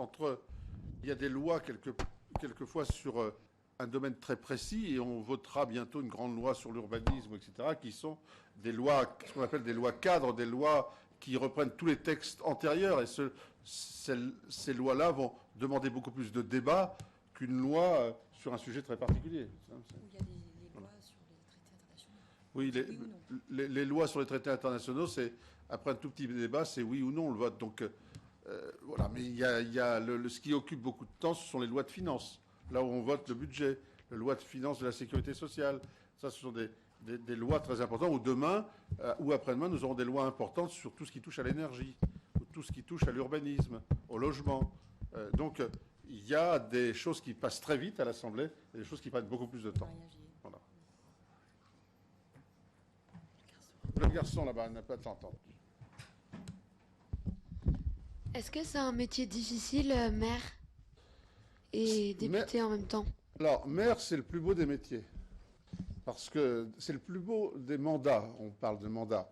Parce que c'est celui qui permet de voir changer les choses réellement. C'est-à-dire que quand, dans une commune, tu es maire, qu'au début de ton mandat, tu décides de faire un terrain de foot, tu as des chances de le voir concrètement pendant ton mandat. Donc tu changes les choses. Et tu es près de tes habitants, tu peux avoir leur point de vue. Quand tu es député, c'est un autre rôle. Tu penses faire changer les choses, tu vas emmener le pays quelque part, mais sur des choses beaucoup plus complexes et qui sont moins concrètes que l'aménagement d'une ville. Donc ce sont deux mandats complètement différents qui, dans un cas, est très près des habitants, très concret, dans l'autre cas, l'est un peu moins.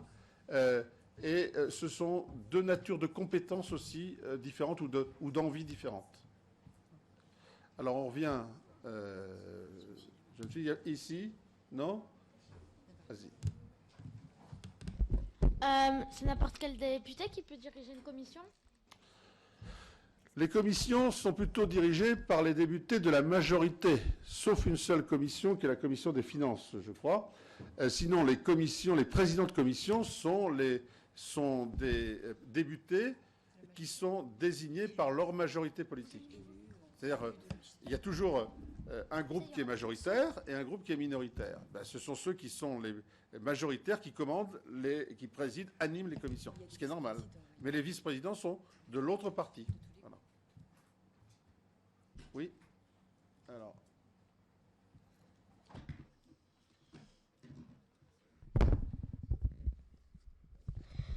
Par exemple, en Amérique, c'est plutôt les filles qui jouent au foot. Les garçons, ils jouent au football américain. Je n'ai pas une grande culture, mais ça doit être vrai. En tout cas, le football américain, je n'ai pas vu beaucoup de filles dans les énormes carcasses qui les protègent, là. Donc, je ne peux répondre qu'à cette question. Je n'ai pas l'impression que beaucoup de filles jouent au football américain. Oui, voilà. Oui.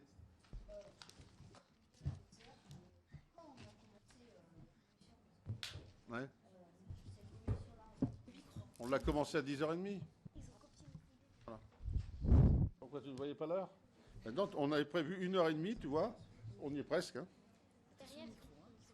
Alors, au fond, là-bas, comme vous voulez, vous faites les deux, la jeune fille, oui. Vous préférez député ou maire?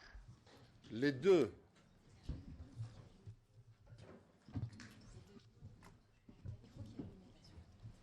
Alors, qui? À qui vous avez donné la parole là? Pas encore? Allez, vas-y. Oui, tout à l'heure, tu t'étais arrêté en route. Donc tu as une... Ah, tu as oublié la question. Dans l'hémicycle, on pourra voter combien de fois? Une seule fois. Oh. Je ne sais pas d'ailleurs comment ils votent avec le bouton. Alors, vous allez voir, c'est quand même compliqué. Vous avez une petite tablette et vous avez 3 boutons. Un pour, un contre et un abstention. Et les petits boutons, il y a des lumières qui passent. Et si vous n'avez pas appuyé pas au bon moment, vous avez raté. Monsieur Cellier, chers collègues. Si, mais viens, attends. Je leur expliquais que... Vas-y, prends ma place. Mais si, mais tu vas faire les conclusions. Allez, non, mais je ne peux pas conclure. Donc, monsieur Cellier, je vous l'avais annoncé. Et donc, débuté, je crois que c'est lui qui a... C'est vrai, on peut le dire, qui a été président quelques instants de l'Assemblée nationale. Bah oui, parce que je suis le plus vieux de tous les députés. Voilà. Alors, vous voyez, j'ai 77 ans, c'est un très grand âge, c'est l'âge de vos grands-parents, et peut-être même de vos arrière-grands-parents. Voilà. Voilà. On est en train de faire un échange de questions. Voilà. Ah, d'accord. Donc, ne me posez plus de questions, profitez de sa longue expérience. Voilà, je m'excuse, mais j'arrive de Marseille, alors. Donc. Vous pouvez donner la parole à qui vous voulez. Ah d'accord, bah, la mademoiselle, là. Camille. À toi, Camille. Est-ce qu'à la fin, on pourra vous demander des autographes? Ah oui, mais ça... Toute la journée, là, toute l'après-midi, tout à l'heure pendant le cocktail, tu pourras demander à tous les députés, enfin beaucoup de députés qui seront présents, de te donner des autographes. Mais tu sais, ce ne sont pas des vedettes, ce sont des citoyens élus par d'autres citoyens qui gèrent les affaires publiques. Ce n'est pas des chanteurs, ni des comédiens de talent, ni des joueurs de foot. Le foot a été très important. Ah, un jeune homme, là. Tu t'appelles comment? D'accord. Je voudrais revenir sur l'égalité homme-femme. J'habite à Vélizy et dans mon école, il y a des activités. Enfin, dans la ville, il y a des activités pendant 1h30 tous les après-midi. Et il y a plusieurs activités. Et par exemple, moi, j'ai fait tricotin. C'est plutôt une activité pour filles, mais j'ai vraiment beaucoup aimé. Et il y a aussi, par exemple, il y a jeu de rôle. C'est plutôt garçon, mais il y a des filles, elles ont adoré. Bah oui, oui. Bah écoute, je crois que tu démontres ainsi comme ça que on est tous des hommes au sens générique du terme, qu'on soit une femme ou qu'on soit une fille, qu'on soit un homme ou un garçon, et que c'est vrai que c'est souvent l'organisation de la société qui a fait que les hommes ont été spécialisés plutôt dans des métiers dits virils qui demandaient beaucoup de force physique, et les femmes plutôt dans des métiers qui sont moins physiques. Mais je veux dire, maintenant, vous pouvez constater, par exemple, les policiers, il y a beaucoup de femmes policiers. Voilà.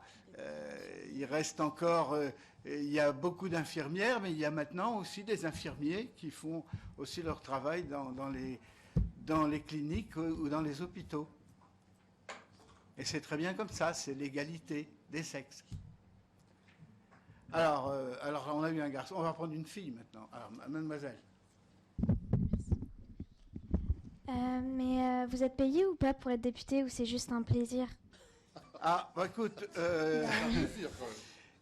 je pense que pour tous les gens qui travaillent, je leur souhaite que dans le travail qu'ils font, ils aient du plaisir à le faire. Parce que c'est beaucoup plus agréable. Mais c'est pas parce qu'on a du plaisir que ça c'est suffisant pour vivre et pour assurer la pitance de sa famille. Alors, les députés sont payés et ils ont des indemnités, c'est-à-dire des sommes d'argent qui leur sont versées mensuellement pour assurer leurs charges personnelles. Et puis, ils ont également des indemnités pour assurer leurs charges professionnelles. Alors, maintenant, c'est un petit garçon. Alors, on va aller, toi, là-bas, en bleu. Oui, toi. Mais je voudrais aussi revenir sur l'égalité filles-garçons. Par exemple, dans mon école, j'ai un ami qui fait de la danse, mais à chaque fois, les filles se moquent de lui, mais après, voilà. Mais aussi, il y en a d'autres qui l'encouragent, alors voilà. Écoute, la danse, c'est un art qui a de tout temps été pratiqué à la fois par des garçons et par des filles. Il y a des danseuses étoiles, mais il y a également des danseurs étoiles. À l'opéra, si un jour vous avez la chance d'aller à l'opéra, vous verrez qu'il y a des danseurs et qu'il y a également des danseuses. Et chacun pratique cet art avec talent. Alors, une petite fille, on va aller par là. Il n'y en a pas de petite fille par ici qui veut te parler. Toi, tu n'es pas une petite fille? Non. Bon, écoute, on va te prendre, puisqu'on arrive à la fin, je crois. Vas-y, toi, en rose, là. Je reviens à la proposition de loi numéro 1. Le maire, quand il remet les médailles aux enfants, c'est bizarre puisque c'est normal de participer à des cérémonies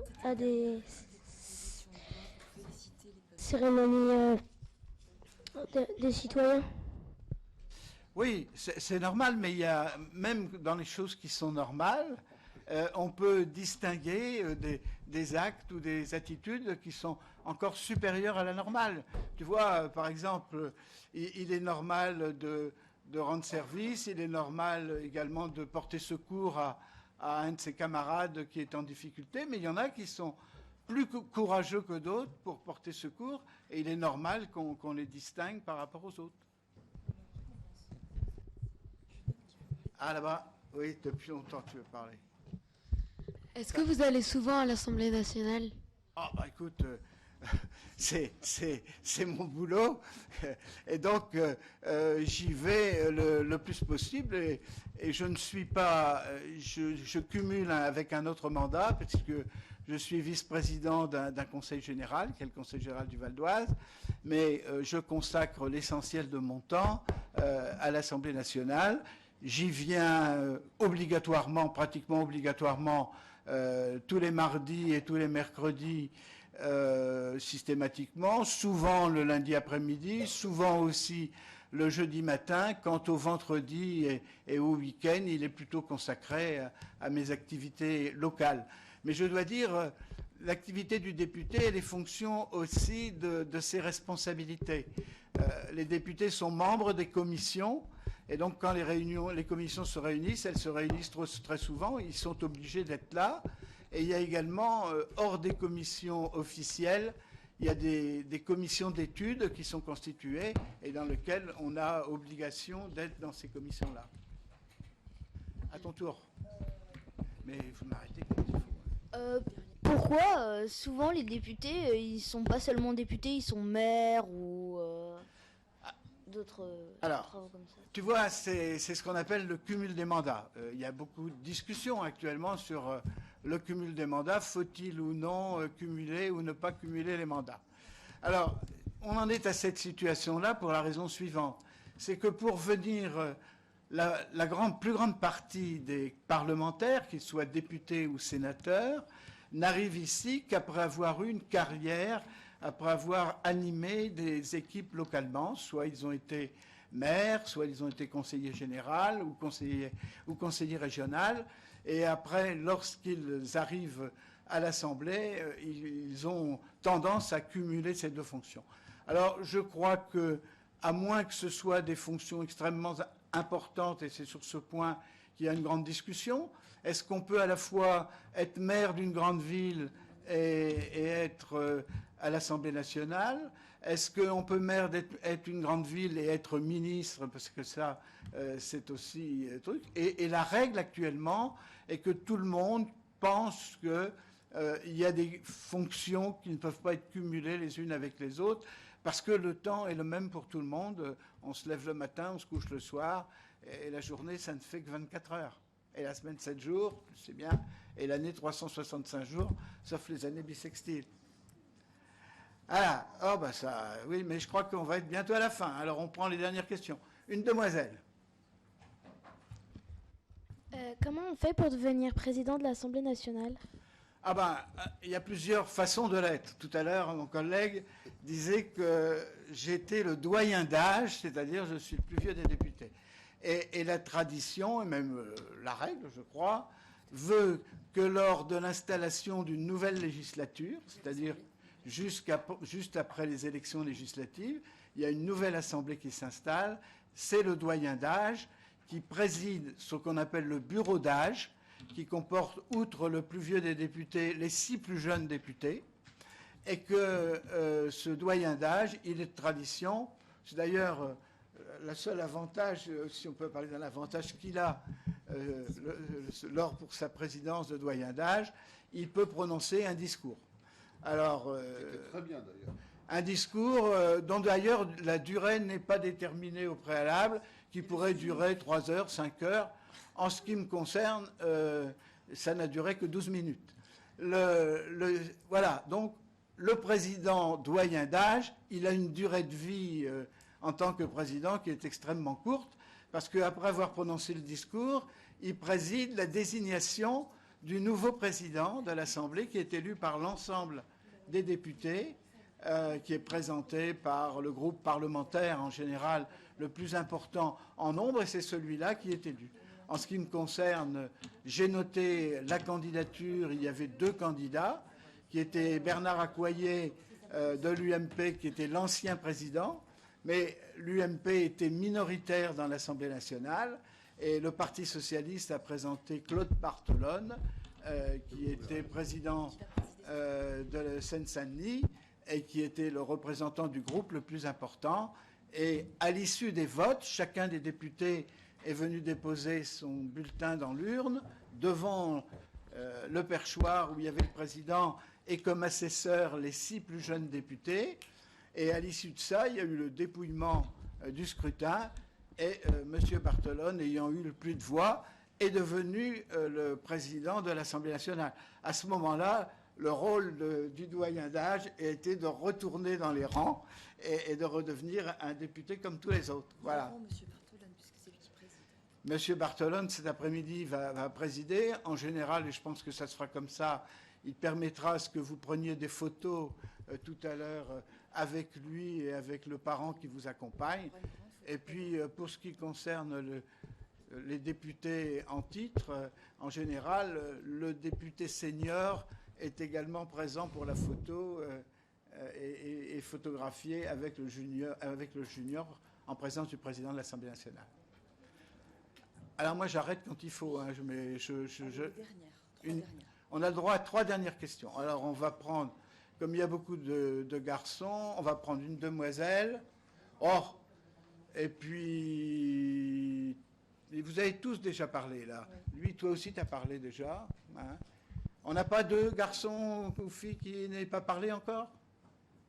Il est où d'ailleurs le junior de la 6e circonscription du Val d'Oise? Ah voilà, je ne t'avais pas vu. Tu as posé des questions, toi? Ben, pose-en une, tiens. Commence par toi, après ça va être le garçon là-bas. Alors, cherche-en une. Ah ben ça, alors c'est une colle. Alors, ça.